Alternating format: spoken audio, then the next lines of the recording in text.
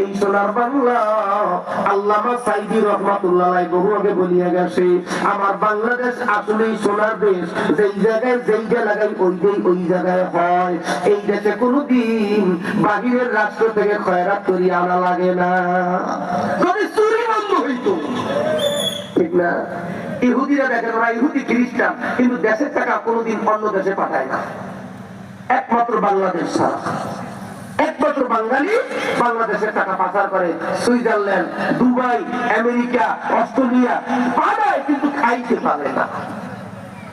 ঠিক না?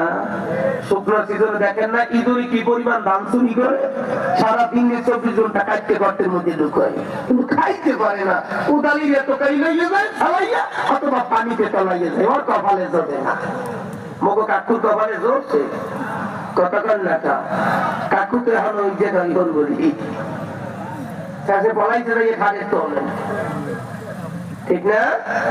কাকুর কপালে আরো দুঃখ আছে, কাকুর লাগে যে টাল নেই।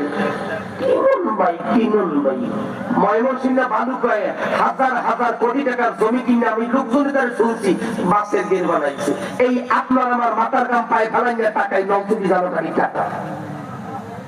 আমার যুবকেরা তো বুঝে না, যুবক ভাই আমরা তোমার বন্ধু, এই আলেম তোমার বন্ধু, আলেম তোমার শত্রু, ভাই ও নেতা তোমার আপন, তোমার শত্রু। তোমার মাথায় মুখ খুলে বড়ই খাই, তোমার জীবনটা ধ্বংস করতে আছে।